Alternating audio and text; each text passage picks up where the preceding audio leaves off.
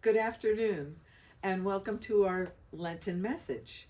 This is the 5th week of Lent. Next week is Holy Week, so we have 2 readings today because we're still following our disciples' way, and the path started with turn and follow, then learn and pray, and this week our focus is serve and worship. The first reading comes from the Gospel of John, and it sounds like this.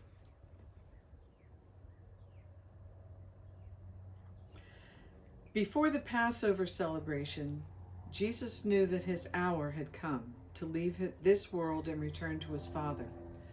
He had loved his disciples during his ministry on earth, and now he loved them to the very end. It was time for supper, and the devil had already prompted Judas, son of Simon Iscariot, to betray Jesus. Jesus knew that the Father had given him authority over everything, and that he had come from God and would return to God. So he got up from the table, took off his robe, wrapped a towel around his waist, and poured water into a basin. Then he began to wash the disciples' feet, drying them with the towel he had around him. And when Jesus came to Simon Peter, Peter said to him, "Lord, are you going to wash my feet?" And Jesus replied, "You don't understand now what I'm doing, but someday you will." "No," Peter protested, "you will never wash my feet." Jesus replied, "Unless I wash you, you won't belong to me." And Simon Peter exclaimed, "Then wash my hands and head as well, not just my feet, Lord."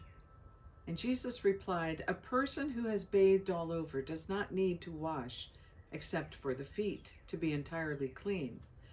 And you disciples are clean, but not all of you." For Jesus knew who would betray him. This is what he meant when he said, "Not all of you are clean." After washing their feet, he put on his robe again and sat down and asked, "Do you understand what I was doing? You call me teacher and Lord, and you are right because that's what I am. And since I, your Lord and teacher, have washed your feet, you ought to wash each other's feet. I have given you an example to follow. Do as I have done to you. Because I tell you the truth, slaves are not greater than their master, nor is the messenger more important than the one who sends the message. Now that you know these things, God will bless you for doing them." That's the serve part of the reading, and the worship part comes from Psalm 43. "Oh, send out your light and your truth. Let them lead me. Let them bring me to your holy hill and to your dwelling. Then I will go to the altar of God, to God my exceeding joy, and I will praise you with the harp, O God, my God. Why are you cast down, O my soul, and why are you disquieted within me?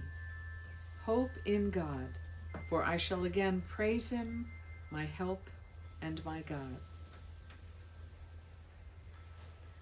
Serve and worship. The service of Christ and the worship of God.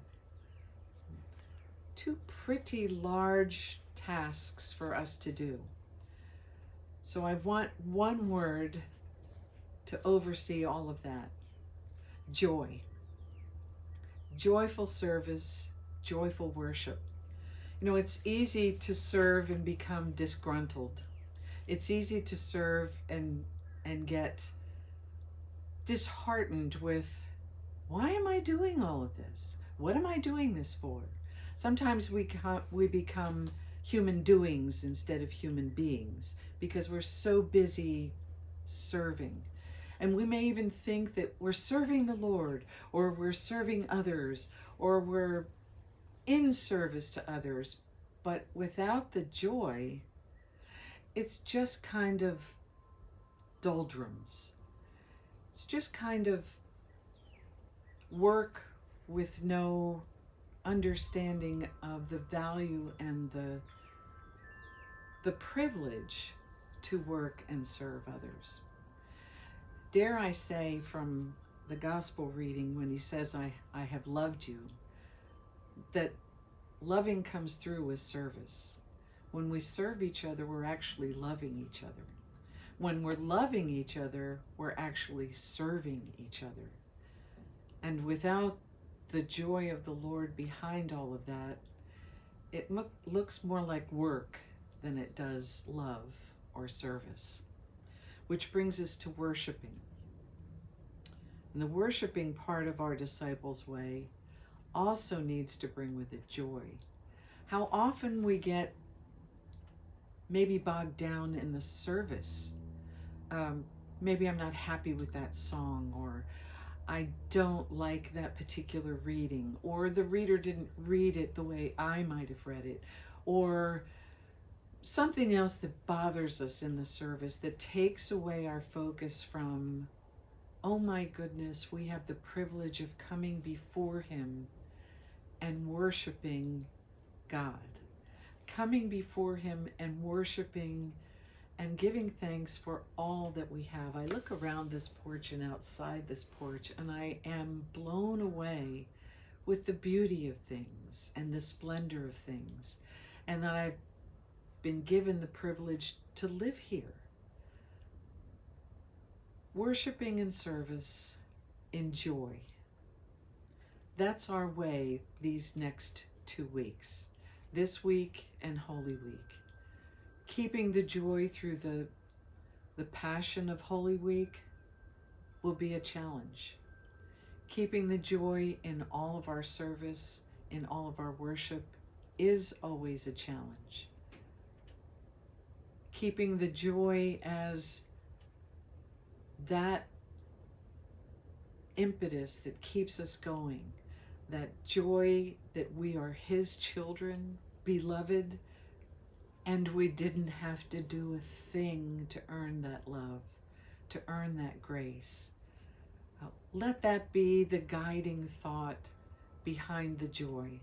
We're His beloved, we always will be. He'll never let us go.